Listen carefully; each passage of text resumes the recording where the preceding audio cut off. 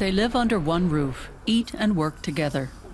Elias, David, and Pastor Gerhard Meyer are all Christians.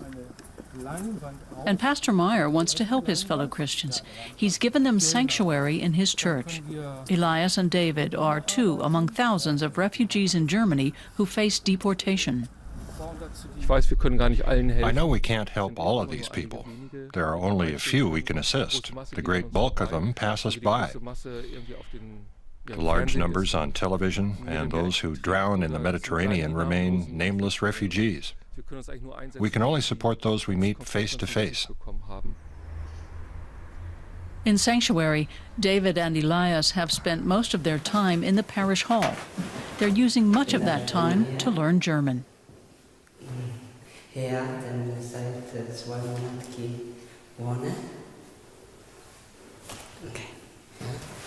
Elias and David share a room.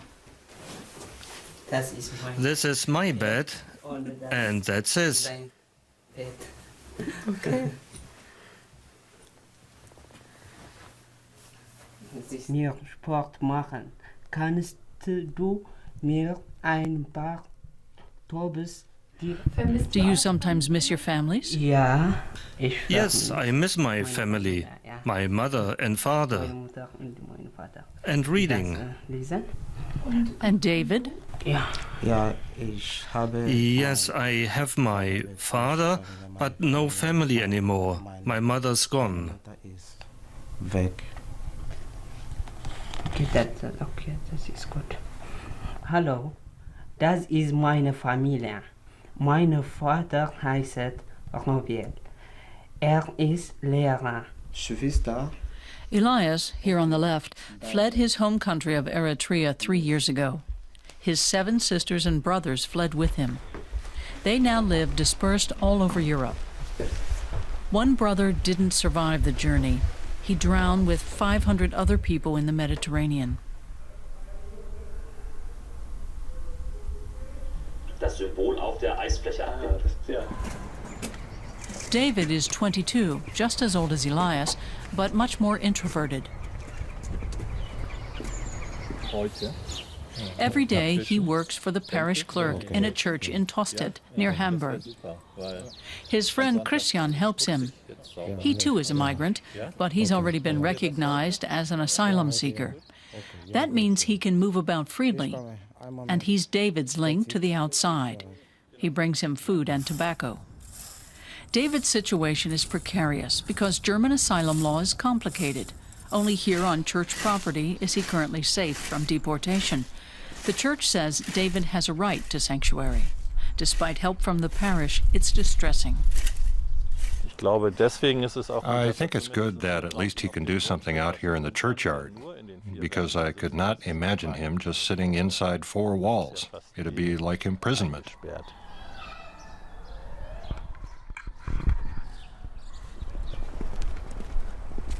Good morning.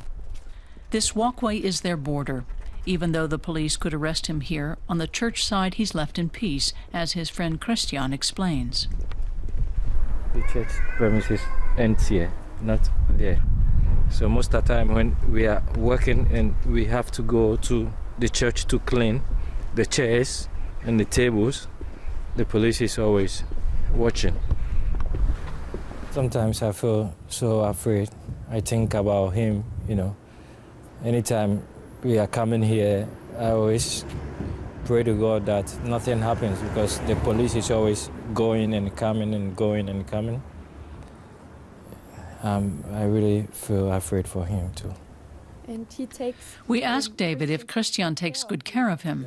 He tells us his friend is very caring.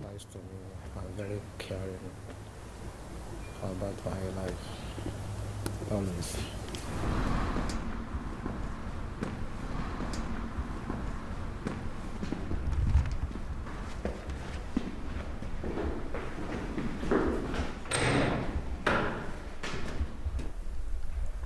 David believes God has brought him here from South Sudan to Tosted in northern Germany.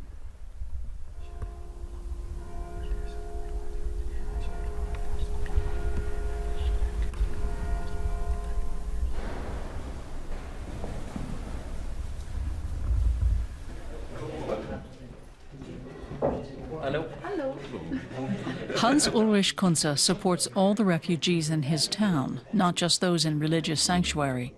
He's a teacher, and although he's actually retired, he knows how important learning German is to live in this country. So he's teaching again. His pupils, among them Elias, are highly motivated. But no one knows how long they'll be allowed to stay.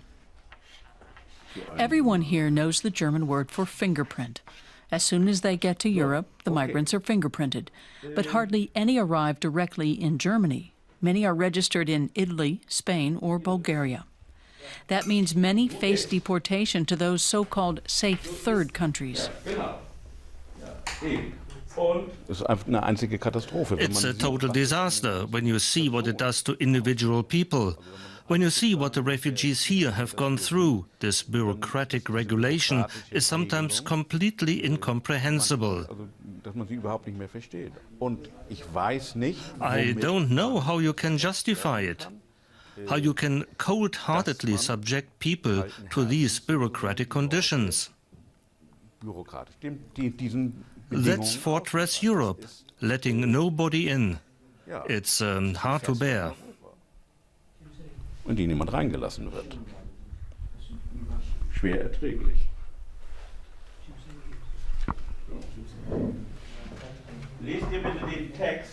Time and again, Hans-Ulrich Kunze's pupils are snatched away from him. This week, it's Barasan, a Syrian who'll be deported to Bulgaria. Pastor Meyer has to shelter the refugees for at least 6 months for their asylum applications to be processed in Germany. Legally, they have no protection, but the police would never storm a church. The German Interior Minister has sharply criticized Sanctuary, saying the church is placing itself above the law. But Pastor Meyer says this controversial step is a simple necessity. It's not about taking a political position or political action. It's about acting for people who are in need here, who are threatened with deportation. I assume that in the countries they'd go to, without the help they get here, they could not exist. That's my motivation for supporting these refugees here.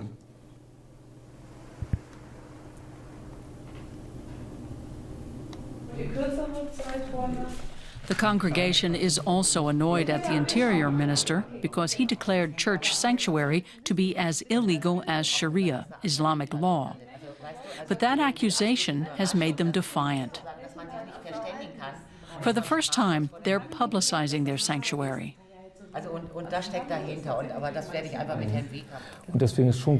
It's good for as many people as possible to know that church sanctuary exists, but also that there are only about 200 in Germany, and it's completely disproportionate to turn it into a political debate.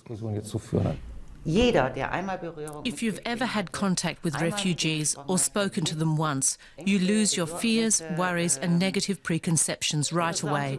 They're just gone. Everyone here is surprised at the extent of the debate. In the 200 church sanctuaries throughout Germany, only about 400 refugees have found protection. In contrast, last year, more than 10,000 were deported.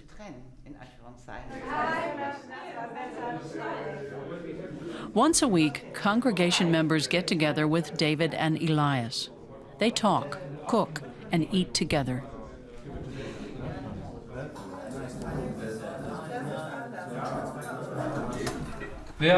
Who made the soup and peeled the potatoes?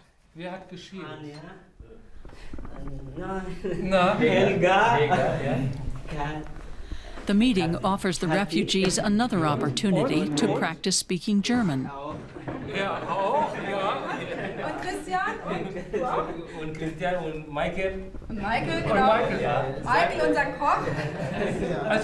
That deserves a thank you.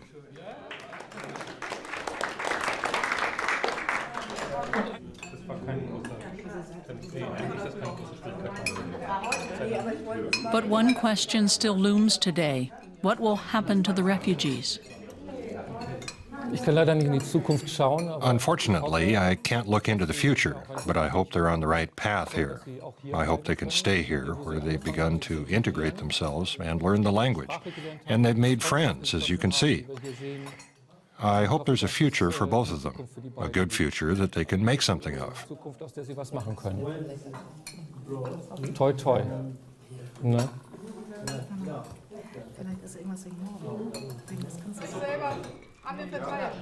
The congregation hopes the refugees won't have to go back to Italy or Spain, where they'd have to go begging to survive.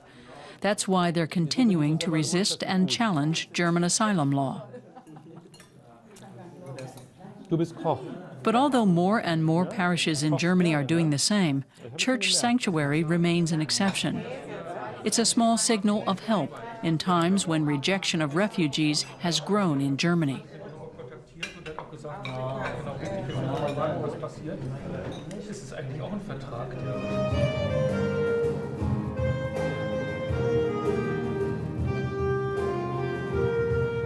Every Sunday, they all gather for the Lutheran service. David and Elias, their friends from the refugee center, and their supporters from the congregation. Oder ein nettes Wort sagen. Es ist alles bereitet, nun kommt und trinkt. Living together in the parish has been productive in Tostedt. By granting sanctuary, Pastor Meyer has brought people together and given Elias hope again. Sanctuary in the church has increased his and David's chances of building a future in Germany.